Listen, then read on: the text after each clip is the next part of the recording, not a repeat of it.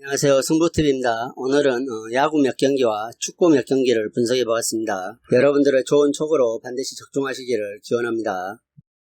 니온엠과 요코하마 경기입니다. 홈팀 니온엠은 이전 한신전에서 수입패를 당했고, 요코하마는 세이브와 3연전에서 1무 2패로 루징 시리즈를 기록하면서 양팀 모두 최근 페이스가 좋지 않습니다. 니온엠은 최근 4경기 연속 5득점 이하의 기록을 선보이고 있죠. 최근 두 자릿수 안타를 쳐본 기억이 까마득합니다. 직전 경기에서도 7개의 안타와 3개의 볼넷으로 출루했지만 2득점에 그치면서 4대2로 패하고 말았죠. 따라서 니온엠은 타격감이 전체적으로 좋지 않는 흐름에 있습니다. 그리고 불펜 또한 3점을 헌납하며 부진했던 만큼 최근의 투타 밸런스가 모두 흔들리고 있는 니온엠입니다. 오늘 경기에서도 갑자기 분위기가 살아나는 것을 기대하기는 어려울 것 같습니다. 니온엠은 선발로는 가네코 지히로가 등판하죠. 이번 시즌 5경기 나와서 2패와 4.50 평자를 기록하고 있습니다. 최근 오릭스에게 3이닝 동안 6실점으로 패전 투수가 되었으며 직전 라쿠텐전에서는 4이닝 동안 3피안타 2자책점으로 노디시즌을 기록합니다. 4이닝 동안 포볼을 3개나 내주면서 불안한 제구를 선보였죠. 두 경기 동안 연속 5이닝을 채우지 못했을 정도로 이닝 소화 능력이 떨어져 최근 기세가 오른 요코하마를 상대로 호투를 기대하기는 어려워 보일 것이라는 생각입니다. 원정팀 요코하마 역시 세이브와 시리즈에서 1무 2패를 기록하며 루징 시리즈를 기록했죠. 최근 5경기에서 마운드가 급속도로 흔들리고 있는 모습을 보여주고 있습니다. 최근 5경기에서 7.36의 평자를 기록하고 있죠. 반면 타선은 집중력이 다소 흐트러져 있지만 뜨거운 타격감을 이어오고 있어서 최근 2경기 연속 불안한 모습을 보여주고 있는 니온엠 마운드를 선발 투수를 상대로 좋은 공격력을 선보일 수 있을 것이라는 생각입니다. 요코하마 선발로는 하마구치 하루이토가 등판하죠. 이번 시즌 11경기에 나와서 3승 4패 3.0의 평자를 기록하고 있으며 직전 지바롯데전에서 5이닝 동안 2실점을 기록했지만 안타를 3개뿐이 내주지 않았고 6개의 삼진을 잡아낼 정도로 상대 타선을 잘 공략하는 모습을 보여줬습니다. 최근 6경기에서 호투를 펼쳐주고 있는 모습이죠. 요코하마 불펜은 다소 불안한 모습을 보여주고 있지만 이번 경기는 투타 모든 면에서 요코하마가 앞서면서 승리할 수 있을 것이라는 생각입니다. 또 요코하마가 마헨 승까지도 충분히 가져갈 수 있을 것이라는 생각입니다. 그만큼 니온엠은 타선이 부진한 흐름을 보여주고 있죠. 투수 역시 선발 투수 역시 긴 이닝을 소화하지 못한 채 무너지고 있어 요코하마를 상대로 고전이 예상되고 있습니다. 따라서 이 경기 요코하마의 행승을 추천드리겠습니다. 소벤과 야쿠르트 경기입니다.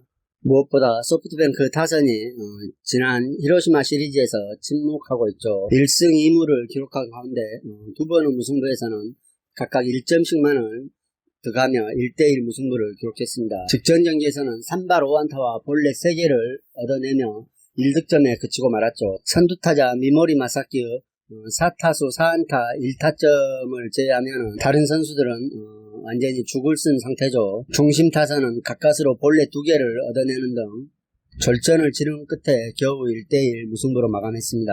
역시 좌투수를 상대로 약점을 보이고 있기 때문에 오늘 등장하는 야쿠르트 선발 이시카와 마사노리에게도 고전을 할 수 있을 것이라는 생각입니다. 소베의 선발로는 이시카와 슈타가 올라오죠.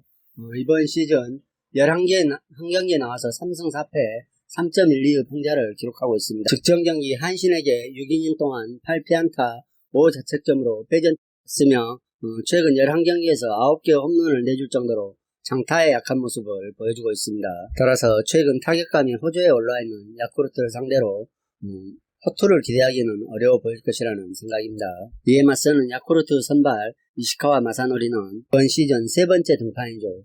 4월 16일에 이어 6월 4일에 등판하고 오늘 3번째 등판입니다. 직전 6월 4일에 세이브전에서는 5이닝 동안 3피안타 1피 홈런 1실점으로 승리 투수가 된 바 있습니다. 이날 경기에서는 볼넷을 하나도 내주지 않을 정도로 안정된 제구력을 선보였죠. 다만 소벤과의 이전 맞대결에서 9번의 맞대결에서 4승 5패 4.91의 평자를 기록하고 있는 만큼 소벤을 상대로는 고전을 한 모습을 보여줬습니다. 하지만 최근 소벤의 타선이 좋지 않는 흐름을 보여주고 있기 때문에 이번 경기에서도 어느 정도 호투를 기대해 볼 수 있을 것 같습니다. 그리고 야쿠르트 타선이 직전 경기에서는 다소 침묵하는 분위기가 있었지만 최근 우투수를 상대로 강한 모습을 보여주고 있는 만큼 오늘은 좀 더 달라진 득점력을 선보일 수도 있을 것이라는 생각입니다.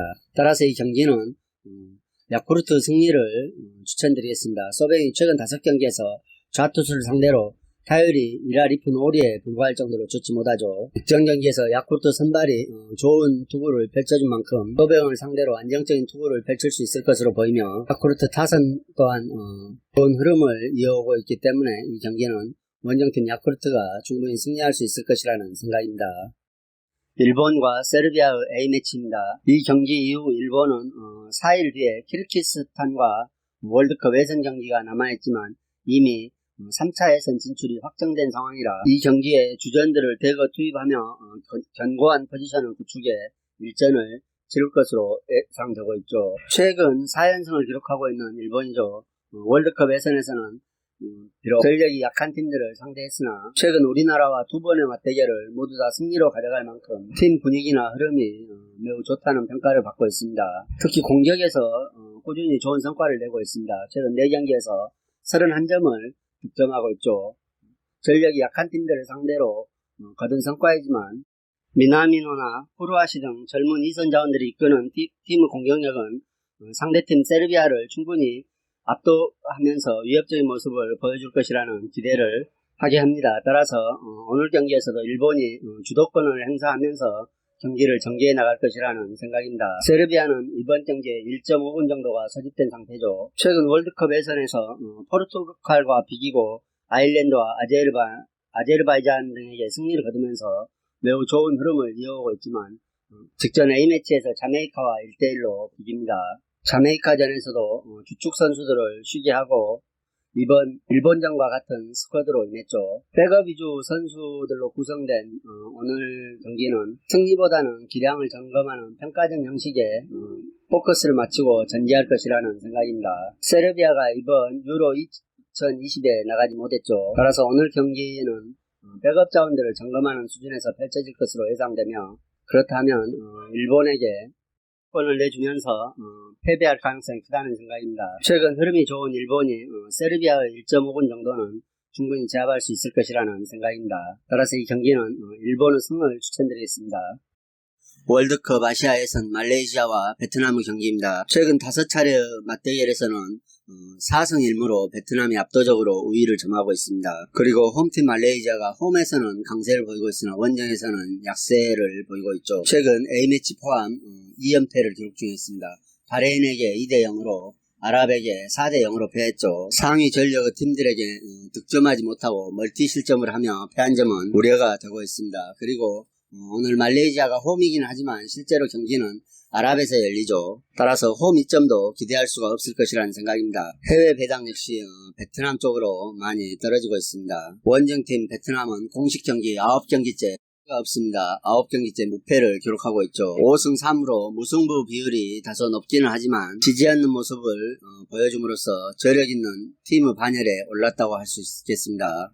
이러한 선전 덕분에 현재 지조에서 1위를 차지하고 있지만 여전히 빡빡한 순위 경쟁을 치러야 하죠. 말레이시아가 직전 아랍에미레이트 원정에서 4대0으로 패한 반면 베트남은 홈에서 인도네시아를 상대로 4대0으로 승리했습니다. 말레이시아는 8개의 슈팅 중 1개의 유효 슈팅을 기록한 반면 베트남은 13개의 슈팅과 8개의 유효 슈팅을 기록하고 극명한 결과를 연출해냈죠. 그리고 앞서 말씀드린 듯이 양팀 맞대결에서도 베트남이 압도적인 우위를 점하고 있습니다. 다만 점수차는 크지 않았죠. 따라서 이번 경기도 중립국인 아랍에서 치러진 만큼 베트남이 말레이시아를 상대로 훨씬 더 공격적인 축구를 전개할 것으로 예상되며 좀 더 나은 성과를 기대해 볼 수도 있을 것이라는 생각입니다.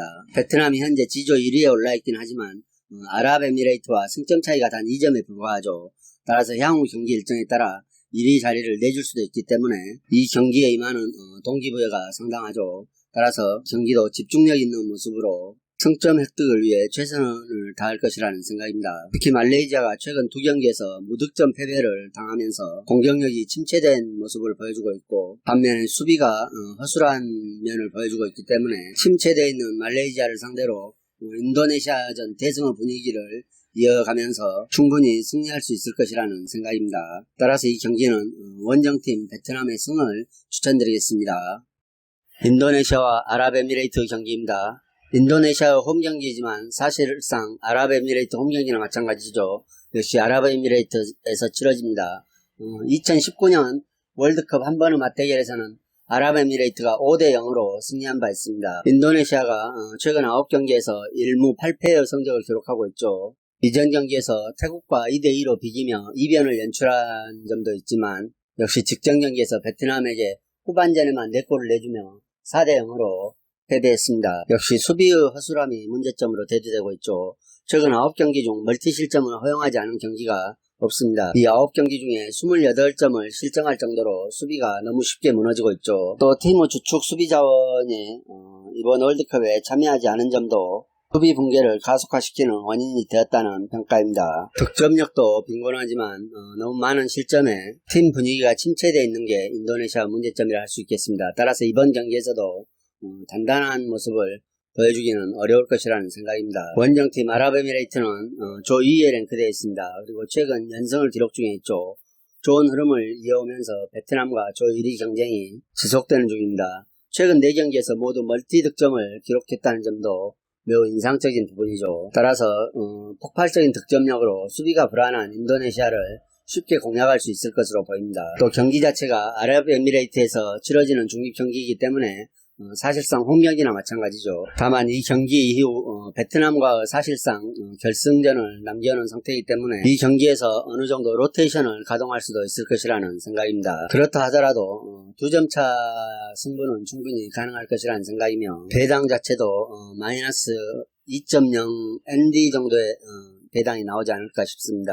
최근 흐름이나 경기력으로 봐서 홈팀 인도네시아에게 큰 기대를 걸 수는 없는 흐름이죠. 인도네시아가 수비에서 불안한 면을 보인 반면 아랍에미레이트는 공격적으로 꾸준히 좋은 모습을 보여주고 있기 때문에 이 경기는 아무래도 원정팀 아랍에미레이트 핸승까지 고려해봐야 할 것 같습니다. 아랍에미레이트가 베트남과 일전을 위해 로테이션을 가동한다 하더라도 마이너스 1.0 핸디는 충분히 가져올 수 있을 것이라는 생각입니다. 3골 차는 조금 부담이 되지 않냐 하는 생각입니다. 따라서 이 경기는 아랍에미레이트 1.0 핸승을 추천드리겠습니다. 유로 2020 터키와 이탈리아 경기입니다. 양팀 다 최근 일정에서 매우 선전을 하고 있죠. 터키는 월드컵과 A매치를 병행하는 5경기에서 4승 1무를 기록 중에 있으며 5경기 모두 멀티 득점을 기록하고 있습니다. 원정팀 이탈리아 역시 네이션스컵, 월드컵, A매치를 병행하면서 최근 8경기를 승리함으로써 매우 좋은 흐름을 연출하고 있습니다. 특히 8경기에 실점이 한 점도 없다는 게 말 그대로 빗장 수비의 단면을 보여주고 있죠. 이미 터키와 비슷한 수준에 있는 팀을 상대로 실점하지 않으며 승리를 이어오고 있기 때문에 오늘 경기에서도 이탈리아의 선전이 기대가 되고 있죠. 이 수비뿐만 아니라 공격력에서도 모두 멀티 득점 이상을 기록해주며 승리를 가져온 터라 홈팀 터키가 비록 네덜란드 같은 강팀을 상대로도 승리를 한 바 있지만 공수 양면에서 거의 완벽한 수준의 흐름을 보여주고 있는 이탈리아를 상대로는 고전이 예상된다고 할 수 있겠습니다. 특히 터키가 유로 대회와는 인연이 많지 않죠.